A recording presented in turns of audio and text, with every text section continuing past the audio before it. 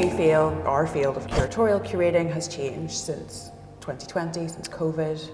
Something that I've seen coming through more is considerations of care and burnout being a legitimate issue to look at as a subject. And I think practices have been changing since 2020. During the global pandemic, there was a lot of responses in how people did things to make it slower in some ways, but also very fast to respond.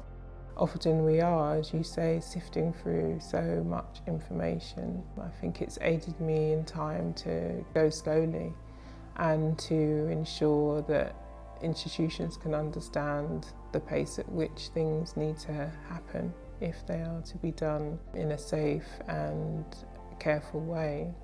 And I think we need to move more towards understanding the therapeutic needs of accessing traumatic material and how that needs to be something that is thought about prior to sending in researchers. And of course, with their choice to pursue those topics, there needs to be care provided.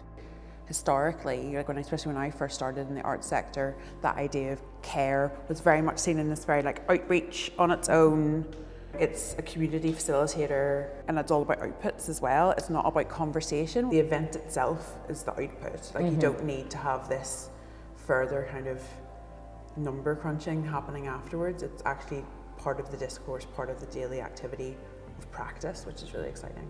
I feel quite lucky that I've come into this sector at a point where quite a lot of the groundwork has been laid in terms of access and support, and I appreciate that these are things that people have been, fighting for a very long time. In my research, I'm really interested in understanding from a language perspective, how do we talk about race and how do we talk about empire and how do we apply that to collections?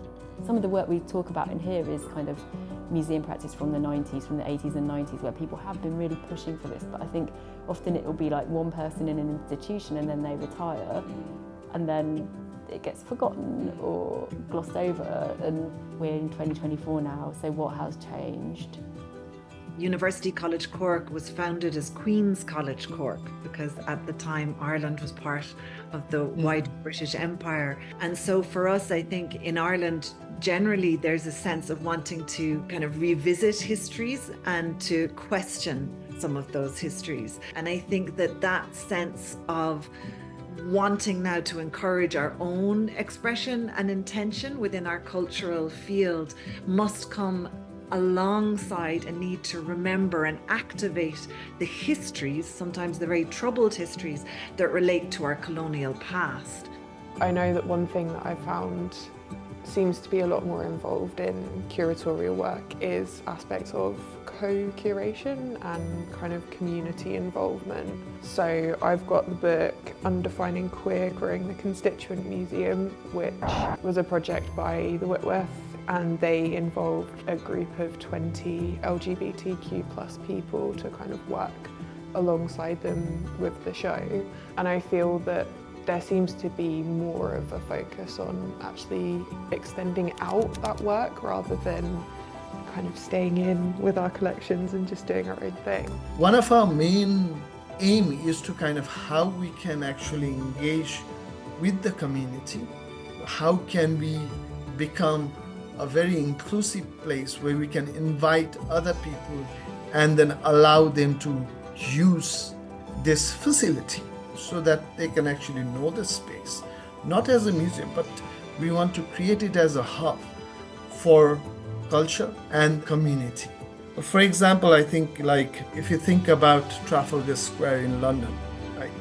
When you say you want to go to Trafalgar Square, that might be like you may want to meet a friend, or you just want to enjoy the sun, or you may want to actually go and visit the National Gallery as well, right?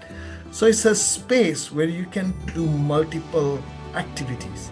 What I've learned from today is that the British Art Network not only enables us to connect, but enables us to articulate a way of being part of the network, but retaining our own identity. So that hybridity, that sense of the tribal differences that we can bring in to, I suppose, in a way, make the British part of the art network more plural, and that we move from this kind of homogenous sense of Britain wanting to impose an identity to suddenly becoming something which is welcoming and opening up to a diversity of identities that more truly expresses those histories that exist within British art practice and within the British Empire.